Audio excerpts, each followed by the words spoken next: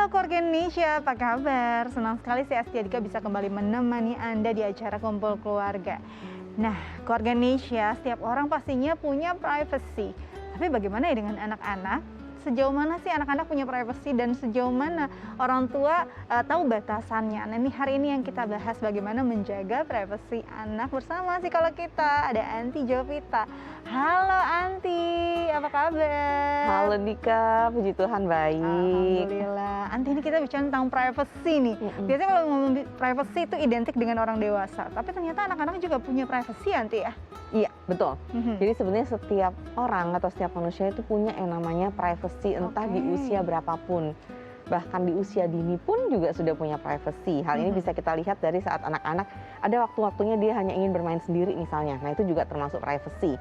Apalagi kemudian anak berada tahap pra-remaja, yaitu mendekati remaja. Nah, itu semakin terlihat lagi bahwa dia semakin ingin menikmati yang namanya kesendirian atau kemudian hal-hal yang memang dia rasa tidak perlu ada campur tangan orang lain. Nah, itu disebut tadi yang namanya privacy dan itu memang ada di setiap anak tentunya. Oh, oke.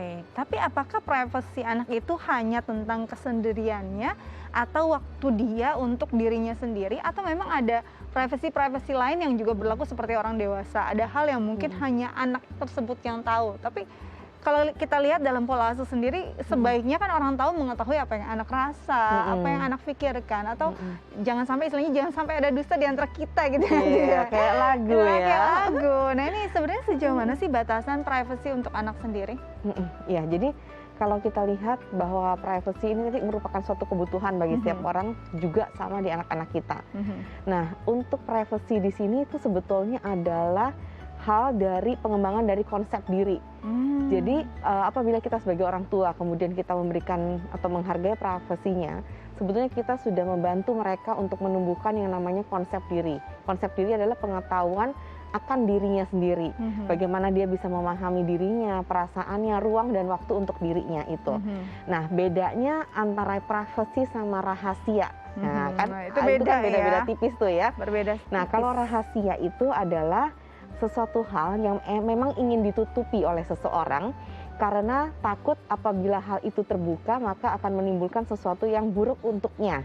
Gitu. Misalnya contohnya, wah aku kalau misalnya terbongkar rahasianya orang akan menganggap aku buruk citranya misalnya seperti itu. Itu rahasia. Tapi kalau privacy ini adalah berkaitan sama kebebasan. Jadi waktu dia untuk sendiri, kebebasan untuk melakukan apa yang dia suka, apa yang dia mau, termasuk tadi dalam ruang dan waktu dia sendiri. Jadi nggak ada perasaan bahwa ini ingin memang ditutupi dari orang lain, tuh nggak ada. Karena ini memang murni tentang dirinya, ruang dia, dan lingkungan dia. Nah, untuk bisa, istilahnya orang tua kan kadang-kadang ya Anti ya, saya kan orang tua, memang sudah pantas ya anak-anak punya privacy. Takutnya salah diarahkan nanti tidak terarah. Bagaimana ya orang tua untuk bisa menyikapi perasaan-perasaan semacam ini agar istilahnya bisa meredam rasa kekepoannya pada urusan anak gitu ya? Iya, betul. Nah, jadi satu hal yang kita harus tahu bahwa memang walaupun kita menghargai privasi dia, kita tetap harus tahu bahwa dia adalah tetap seorang anak yang memang mempunyai keterbatasan dalam tadi berpikir abstrak, kemudian mengambil keputusan dan sebagainya. Jadi oleh karena itu jembatannya adalah komunikasi di sini. Itu adalah satu hal yang penting. Jadi maksudnya seperti ini.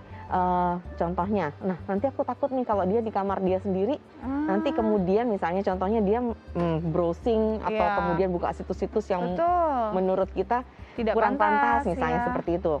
Sehingga akhirnya kita pantengin. Nah, sebetulnya bukan arah kita ingin pantengin gitu ya, tapi lebih ke arah kita komunikasikan kepada anak bahwa apa sih efek-efek atau dampak-dampak kalau dia membuka situs-situs yang bukan untuk umur dia gitu. Jadi dikomunikasikan seperti itu. Jadi arahnya lebih ke arah keterbukaan, apa yang bisa dia lakukan, apa yang tidak bisa dilakukan, efeknya apa, lebih ke arah situ, tapi bukan kemudian kita ada selama 24 jam di sebelah dia hanya karena takut dia akan melakukan sesuatu yang memang membuat kita cemas misalnya. Karena kalau kita melakukan hal itu gitu ya, itu namanya kita tidak bisa menghargai anak kita dan itu dia rasakan. Karena di sini privacy itu berkaitan dengan rasa dia dihargai, rasa dia diakui, dan rasa bahwa dia itu diberikan kepercayaan. Nah, kata kuncinya adalah ini kepercayaan. harus digaris bawahi. Jadi sebenarnya kata kuncinya di kepercayaan. Bagaimana kita juga mengajak anak untuk berkomunikasi. Nah, berkaitan sama kepercayaan ini kayaknya menarik sekali. Jadi artinya gini, bukan artinya kita orang tua nggak boleh tahu apapun tentang anak, tapi kita minta izin untuk tahu. Misalnya seperti ini, Dek, boleh nggak kalau misalnya kamu boleh kok tutup pintu, ini kan ruangan kamu atau kamar kamu. Tapi kalau mama perlu, mami akan ketok pintu dan tolong dibukakan misalnya. Atau misalnya mama ingin tahu tentang misalnya berita-berita atau isi-isi WA yang ada di handphone kamu, sekali aja misalnya, boleh nggak sih gitu. Jadi minta izin dulu. Kalau dia udah kasih kita permission atau izin, baru kita lihat bersama dengan dia. Oke, jadi memang perlu juga izin, perlu ada persetujuan dari si pemilik haknya itu tadi. Oke, nanti kita lanjut lagi cerita Yanti, tapi kita harus jeda dulu nih. Nah, Keluarga Indonesia makin seru kan perbincangannya, karena itu jangan kemana-mana, tetap bersama kami di Kumpul Keluarga.